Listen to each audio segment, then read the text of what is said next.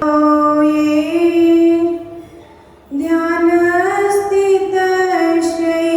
फणावृतानैः यस्योपसर्गं निर्वर्तयत्तं नमामि वाजं महतादरेण नमामि वाजं महतादरेण। जय बोले अनंतान शुद्ध परमेष्टि भगवान की, 24 तीर्थंकर भगवान की, मूल नायक श्री मनुष्यव्रतनाथ भगवान की, परम पूज गुरुनाम गुरुदेवाचार्य भगवान अक्षर विमल सागर जी महामणिराज की। जय बोले परम पूज गुरुनाम गुरुदेवाचार्य भगवान अक्षर सन्मति सागर जी महामणिराज की। जय बोले परम पूज बुंदेलखंड के ब्रह्माचार्य गणाचार्य गुरुदेव शिक्षण विराग सागर जी महामणिराज की। श्रवणीय आत्मिक समाज श्री माता जी की। उत्तम सत्य धर्म की, सम्यक दर्शन के दृढ़ाकार, सम्यक ज्ञान के मूलाधार, सम्यक चारित्र्य के श्रेष्ठ आकार, परम शुद्धि, परम गुरुदेव से जो कुछ सीखा, जो कुछ पाया, जो कुछ माता जी से सीखा वही आपको देने का हम प्रयास करेंगे। उसमें कुछ हमसे त्रुटि हो जाए तो हमें छोटा बच्चा समझकर क्षमा कर दीजिएगा। आज क्या है हमारे लिए क्रमशः कितने दिन निकल गए? 4 दिन। आज कौन सा दिन है? उत्तम सत्य धर्म। क्या? उत्तम सत्य धर्म। सत्य धर्म को पाने की साधना की जाती है। क्या की जाती है? सत्य धर्म को पूज्य आचार्य श्री हमेशा कहते थे सत्य धर्म इतनी आसानी से नहीं मिलता। क्या? उसको पाना है तो उसकी साधना करनी पड़ती है। क्योंकि पूज्य गुरु अपनी विरक्ति भावना में उन्होंने आचार्य श्री ने विरक्ति भावना लिखी है। उसमें क्या लाइनें लिखी आचार्य श्री ने? धर्म साधना स्वयं समाहित सत्य हृदय के भावों से, जिससे लसती द्रव्य साधना विराग शीघ्र धारो हुई। क्या बोलते हैं आचार्य श्री? कि भावों से मतलब द्रव्य से तो अपन ने कितनी बार न जाने साधना की है, अनेकों अनेक बार अपन ने द्रव्य से तो बहुत बार साधना की, लेकिन भाव से एक बार भी नहीं कर पाए। कितनी बार ना जाने, अपन की कोई पहली पर्याय थोड़ी ना है। अपन ने कितनी पर्याय धारण की, कभी चीटी बने, कभी त्रियंश में गए, कभी देव बने, कभी मनुष्य बने, और मनुष्य पर्याय में भी कितनी बार माता जी और महाराज बने। लेकिन क्या? सिर्फ द्रव्य से साधना की, भाव सहित साधना नहीं की, इसीलिए तो अपन को मोक्ष नहीं हुआ। अगर भाव सहित साधना करते तो मोक्ष नहीं हो जाता। आचार्य श्री बताते हैं कि अपन इतनी बार माता जी महाराज जी बने कि जो केसलोच करते हैं ना माता जी महाराज जी, उसके बाल या पिछी कमंडल का सुमेरु पर्वत भी बनाए तो उतना पिछी और कमंडल और क्या केसलोच का सुमेरु पर्वत बन जाएगा। सोचो कितनी बार अपन ने ये वेश धारण किया, लेकिन क्या इसकी जो सही पहचान है, जो सत्यता, उसको स्वीकार नहीं कर पाए। आचार्य श्री हमेशा कहते हैं साधना का अर्थ सिर्फ वेश बदलना नहीं है। क्या?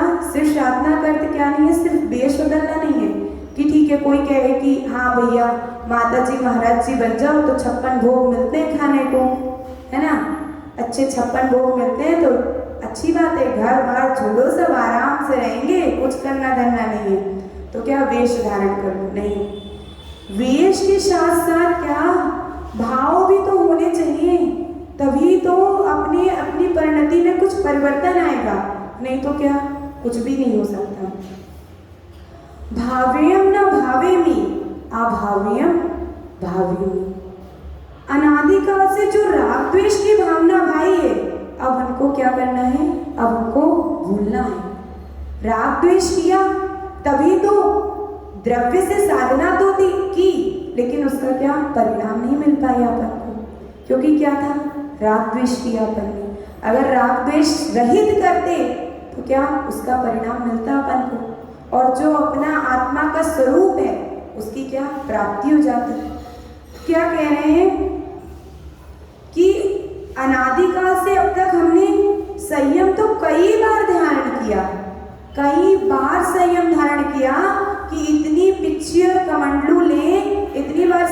धारण किया कि उसका सुमेरु पर्वत बनाए तो वो भी बन जाएगा, सोचो। लेकिन क्या भाव नहीं लगाए। ठीक है, प्रतिक्रमण करना है तो पढ़ लिया बस, क्योंकि एक क्रिया है तो उसको करना है, सामायिक करनी है तो आवर्त करके बैठ गए। और क्या कोई आ जा रहा है तो उसी को निहार रहे, उसी को देख रहे, कितना इशारे यहाँ ऐसा ऐसा। तो क्या ये भाव सही साधना है? क्या नहीं। और मन क्या चल रहा है? मन तो वही कामों में चल रहा है कि अभी हमारे कपड़े डले हैं, अभी हमें ये करना है, अभी हमें वो। क्या जो अपनी परिणति होना चाहिए, जो अपना चिंतन होना चाहिए, वो तो अपना 1 मिनट के लिए भी नहीं चल रहा है। लेकिन और सब चीज राग द्वेष की पूरी कथा उस सामायिक में चल रही है। और ऊपर से क्या लग रहा है कि अपन पाठ कर रहे हैं, है ना। ऐसा क्या बोलते हैं आचार्य महाराज, बोलते हैं कि अगर अपन ने 48 मिनट की सामायिक में भी 1 मिनट भी भाव सहित साधना कर ली, भाव सहित सामायिक कर ली, तो क्या उसी में बड़े बड़े मुनिराजों को चतुर्थ काल में मोक्ष हो जाता था। लेकिन आज तो लोग 2-2 घंटे भी बैठे रहते हैं, तब भी उसमें भाव ही नहीं लग पाते। लोग क्या बोलते हैं, माता जी के पास आते हैं, माता जी हम दिन में तो 10 जापे करते हैं, लेकिन क्या पता नहीं क्या बात है, मेरा मन नहीं लगता जाप में। जाप तो करते हैं हम, लेकिन हमारा जाप में मन नहीं लगता। तो अब ऐसा कुछ बता दो कि हम एकाग्र होकर जाप कर पाए। कैसे कर पाओगे भैया? क्योंकि इतनी अपने अंदर राग द्वेष की बातें भरी है कि उस जाप करते समय भी कि अच्छा अभी अब घर में वो काम भूलना है, ऐसा करना था, ऐसा बोलना है किसी को, है ना। छोटे बच्चे को देखा है आपने? क्या उसको कोई चीज़ आप याद कराओ या कुछ बोलो तो क्या बस उसी चीज़ पे फोकस करेगा, उसको दूसरी चीज़ नहीं याद आती। अभी आप लोग ने एक चीज़ सुना होगा, मिड माइंड। मिड माइंड होता है ना, तो वो सिर्फ किसको होता है? सिर्फ छोटे बच्चों के लिए ही होता है। क्यों? क्योंकि उनका माइंड क्या है? एकाग्र है, अभी कहीं से उनको टेंशन नहीं है। लेकिन अपन बड़े हो जाते हैं ना, तो अपन ज़्यादा दुनियादारी समझ लेते हैं, अपन ज़्यादा दुनियादारी समझ लेते हैं, तो फिर क्या राग द्वेष भरा पड़ा है। तो जो अच्छी बातें हैं वो जाती नहीं है, लेकिन जो बुरी चीज़ है वो तुरंत जल्दी से सामने आ जाती है, तुरंत एकदम माइंड में क्लिक हो जाती है कि हाँ ऐसा ही है। एक बार की बात है, क्या हुआ कि एक भैया जा रहे थे ऐसे ही रोड से, तो उनका क्या हो गया, मतलब दूसरे को उन्हें टक्कर मार दी, एक्सीडेंट हो गया, गलती से हो गया, उन्हें जानबूझ के नहीं मारी थी। तो जिसको टक्कर मारी तो अब उसको थोड़ी सी चोट लगी थी, लेकिन क्या अब किसी का नुकसान हो जाता है ना गाड़ी वाड़ी का, तो उसको मुआवजा मिलता है ज़्यादा हो जाए तो उसको लोभ था, तो उसने क्या सोचा कि अब ज़्यादा पट्टी वट्टी बांध लेते हैं तो उसका केस बन जाएगा, उसको इसके अच्छे पैसे मिलेंगे मुझसे से। तो फिर उसने क्या किया, पट्टी बांध दी ज़्यादा सी अपने हाथ पे, और ये केस क्या कोर्ट में चला गया। तो जब दोनों कोर्ट में गए तो जज ने पूछा कि क्या हो गया भैया तुम्हें? तो उसने क्या बोला, इनने मुझे गाड़ी से टक्कर मारी। तो उसने बोला नहीं, मैंने जानबूझकर नहीं मारी थी, वो तो गलती से लग गई थी, लेकिन हाँ मेरे द्वारा इनका हो गया एक्सीडेंट। तो जज ने पूछा अच्छा तुम्हारे हाथ में चोट लगी है? तो बोले हाँ मेरे हाथ में बहुत ज़्यादा चोट लगी, इनने इतनी तेज से टक्कर मारी कि मेरा पूरा हाथ इतना कि अब उठ भी नहीं पा रहा है, इतनी जोर से टक्कर मारी। तो जज बोले कि आपको कैसे पता कि इन्हें इतनी जोर से टक्कर मारी?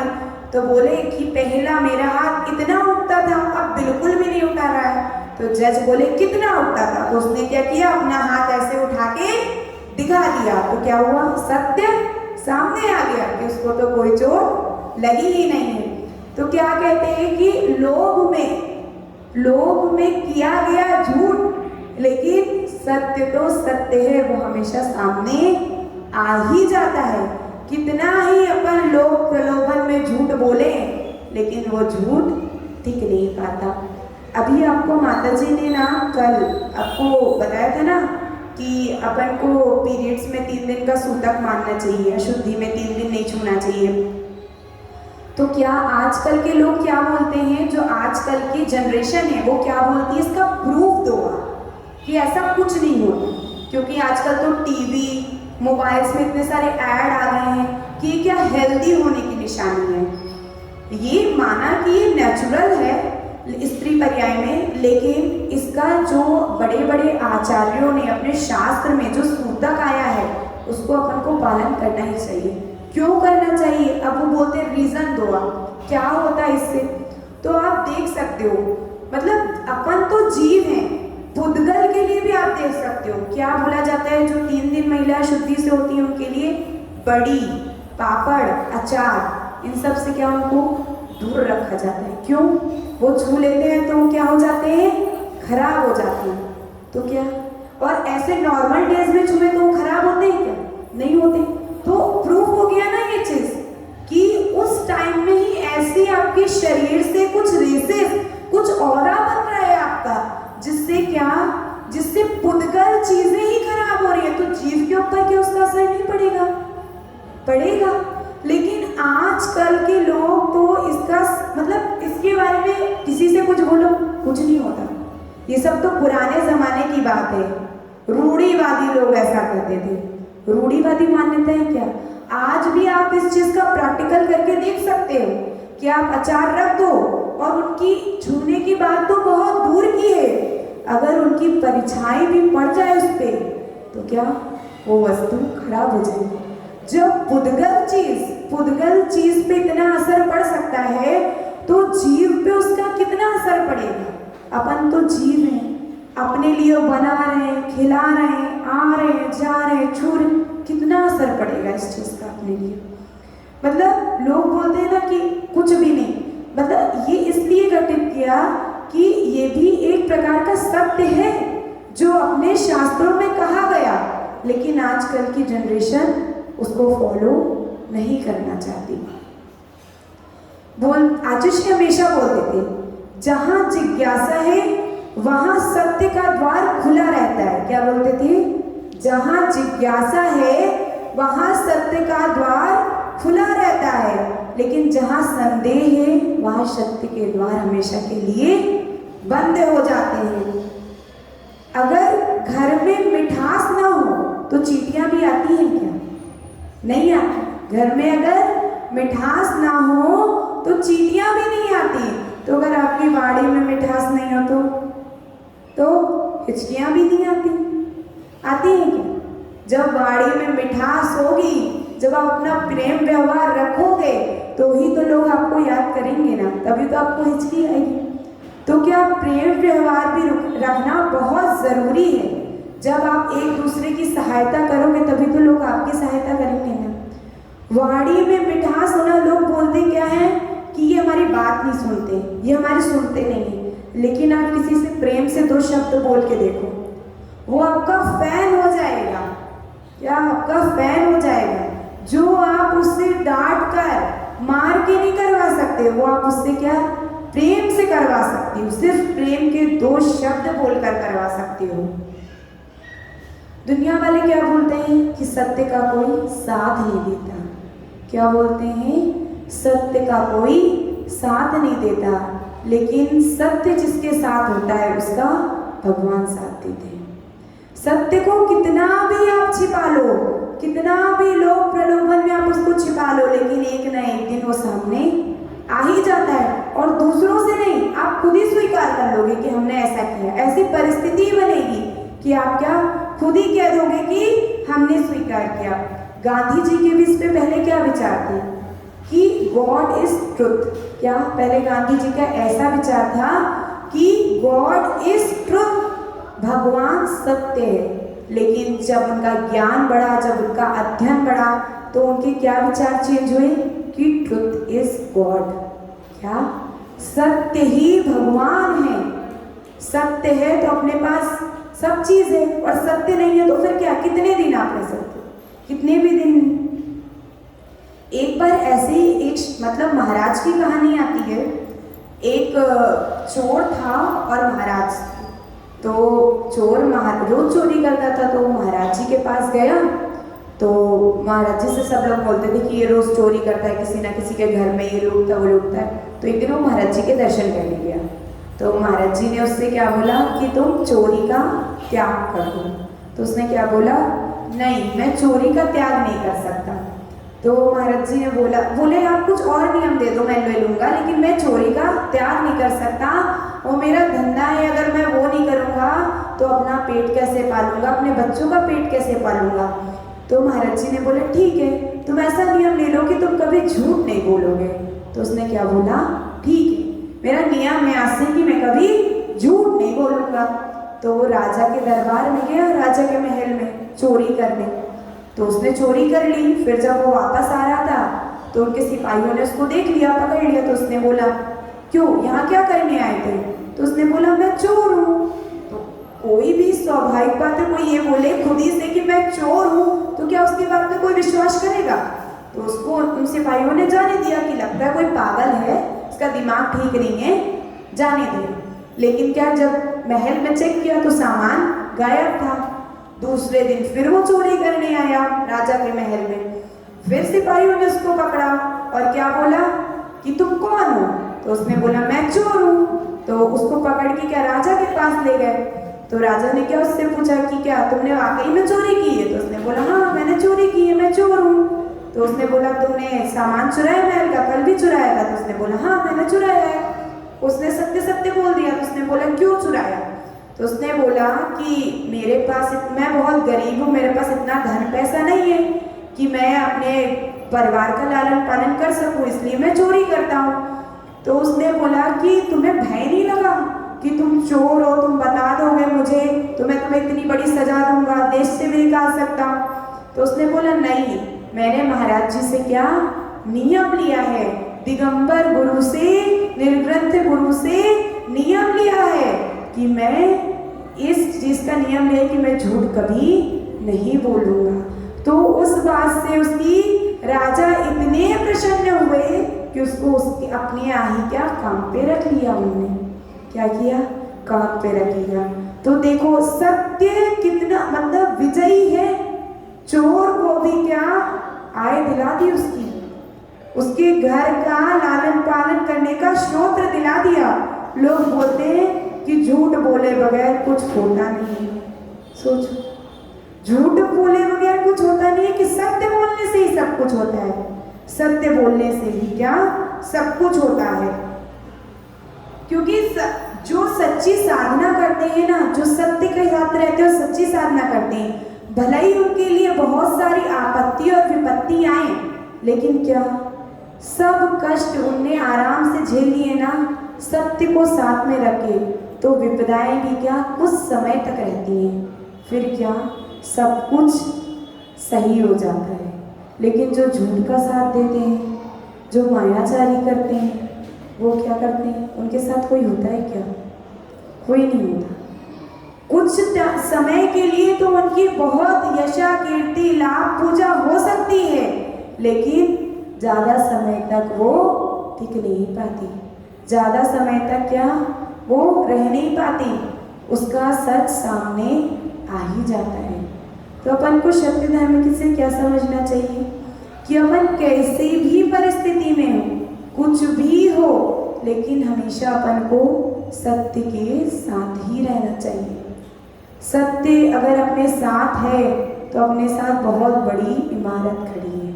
लेकिन अगर अपन ने झूठ का साथ दिया ना, तो अपन ने, आपको सुबह माता जी ने वो स्टोरी सुनाई थी ना, वसु राजा की, सुनी थी ना आप सबने? क्या उसने सत्य का साथ दिया तो कहाँ गया?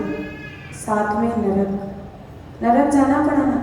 और क्या उसने झूठ बोला भी नहीं था, उसने झूठ का साथ दिया इसलिए उसको साथ में नरक जाना पड़ा। लेकिन सत्य को क्या उसने छुपाया था, क्या किया था? सत्य को छुपाया था। लेकिन क्या किया था? झूठ बोला था क्या उसने? सिर्फ क्या करा था? सिर्फ साथ दिया था कि जो पर्वत कह रहा है वो सत्य है। तो क्या किया उसने? उसका सिंहासन नीचे आ गया, धरती फटी और नरक पहुंच गया। सोचो।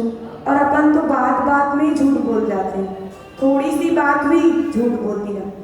अपन नॉर्मली देख लो, आप चौके में ही आते हो, कुछ भी हो, कोई सामग्री हो, कुछ कैसी हो, नहीं माता जी ऐसा नहीं, ऐसा नहीं माता जी ऐसे, वो आपको अंदर से तो पता है कि आप क्या कर रहे हो, मायाचारी कर रहे हो, लेकिन क्या सब चलता है? कुछ नहीं चलता। क्या अभी तो आपका सब चल रहा है, लेकिन जब वो गर्भ उदय में आएंगे तब वो कुछ नहीं चल पाएगा। जो सत्य है वो कह दो ना। मुझे बहुत अच्छा लगा, अभी परवारपुरा में एक भाभी का चौका लगा था, तो उनकी माता जी की नमक की रसी थी। क्या उनने सब चीज में गलती से नमक डाल दिया और माता जी चौके में पहुंची। अभी की बात है, आपकी अमरावती की बात है, शुरू में। तो उनने क्या किया, अब उनने थाली दिखाई, तो माता जी ने पूछा तो उनने बोला हाँ। अब वो सोच में पड़ गई एकदम से कि अरे मैंने तो नमक डाल दिया है सब चीज में। तो उनने क्या, लेकिन स्वीकार कर लिया। उनने क्या बोला कि अभी कहीं माता कुछ तो, उस दिन पारना भी थी माता जी की, तो क्या उन्होंने क्या सोचा कि ऐसे माता जी कुछ तो लेंगी, दूध ले लेंगी, मीठा ले लेंगी, लेकिन ऐसे तो अगर उनने ग्रास ले लिया तो उनका अंतराय हो जाएगा, और जान के मैंने बताया तो मुझे कितना पाप लगेगा। उनने क्या थाली दिखाई और क्या बोला, हाँ माता जी सब चीज में नमक डला है, लेकिन उनने सत्य का साथ दिया तो उनका पुण्य उदय भी क्या काम आ गया। नीचे क्या उनके शुद्ध ही बनता था। क्या दाल, अब जो कच्चा सामान है वो तो अपन नहीं चला सकते, लेकिन सब्जी तो आ गई, क्या माता जी के हार हो गए। और अगर वो झूठ बोल देती तो क्या होता, माता जी का अंतराय हो जाता, तो उनको कितने बड़े पाप का बंध होता। उस टाइम तो कुछ नहीं समझ में आता कि कुछ नहीं हम प्रायश्चित ले लेंगे ये वो, लेकिन अंतराय भी होता और कितने बड़े वो पाप का बंद करती। और सिर्फ एक नहीं, जो वहां पे सब थे सब करते, क्या करते, एक नहीं करता, क्योंकि जितने लोग वहां थे उस सबको पता था ना कि इसमें नमक डला है, और सब अगर उनके साथ शांत रह जाते तो क्या होता, सबके कर्म का बंध होता। इसलिए ऐसा बोलते हैं कि जैसे अगर आपको पता है वो बात कि नहीं ये बात सच नहीं, ये झूठ है, तो क्या अपन को करनी चाहिए क्या मायाचारी उनके साथ? अपन को उनके साथ मायाचारी नहीं करनी चाहिए। अपन को तो जो सत्य बात है उसको बतला देना चाहिए कि ऐसा नहीं ऐसा। सिर्फ ये धार्मिक क्षेत्र में ही नहीं, लोक व्यवहार में भी अपन को ऐसा ही करना चाहिए कि जो सत्य बात है उसके लिए अपन को क्या स्वीकार कर लेना चाहिए कि नहीं ऐसा नहीं, ऐसी बात है। तो क्या आप तो उस पाप से बच जाओगे ना, आप तो उस पाप से बच जाओगे, आप तो उस चीज से बच जाओगे। इसलिए हमेशा अपन को क्या सत्य धर्म को अंगीकार करना चाहिए। ठीक है, अपन को सत्य धर्म से यही सीखना चाहिए कि अपन को जितना कम से कम बने, माना आप संसारी प्राणी हो, नहीं हो पाता, थोड़ा थोड़ा तो झूठ बोलना ही पड़ता है किसी चीज में, इतना अपन सत्य नहीं बोल सकते, लेकिन बड़ी बड़ी चीजों में तो अपन को प्रयास करना चाहिए ना कि अपन इतने बड़े पाप का हिस्सा ना बने, इतनी बड़ी बड़ी मायाचारी नहीं करें। छोटी छोटी स्थूल रूप से तो ठीक है, लेकिन ऐसा तो अपन कर ही सकते हैं कि इतना भी नहीं कि किसी का अहित ही हो जाए, और ऐसा सत्य भी नहीं बोलना चाहिए कि उस सत्य को बोलने से किसी के प्राण ही चले जाए। आपने आए और एकदम से वो बात कह दी तो क्या किसी के लिए वो सत्य भी असत्य का रूप बन सकता है। इसलिए अपन को ऐसा सत्य भी नहीं बोलना चाहिए। हित मित और प्रिय वचन बोलने चाहिए। कैसे? वो सत्य तो बोलो, लेकिन उसको इस प्रकार से बोलो कि वो व्यक्ति उस बात को क्या करे, पचा पाए। ऐसा नहीं कि आपने आए और ये पटक दिया, लो ऐसी नहीं ऐसी बात। ऐसा सत्य कभी नहीं बोलना चाहिए जिसके किसी के दिल को चोट पहुंचे, जिससे किसी के दिल में छेद हो जाए। हित मित और प्रिय वचन बोलने चाहिए। कैसे बोलने चाहिए? हित मित और प्रिय वचन। तो अपन आज सत्य धर्म से यही सीखते हैं कि अपन जितना बन सके सत्य ही बोले और सत्य का साथ ही दें। जय बोले परम पूज्य राष्ट्रगणाचार्य गुरुदेव श्री सर विराट सागर जी महामुनि राज की, श्रमणीय अर्पित सुमन श्री माता जी की, उत्तम सत्य धर्म की 3 बार जाप करेंगे। ओम ह्रीं उत्तम सत्य धर्मांगाय नमः।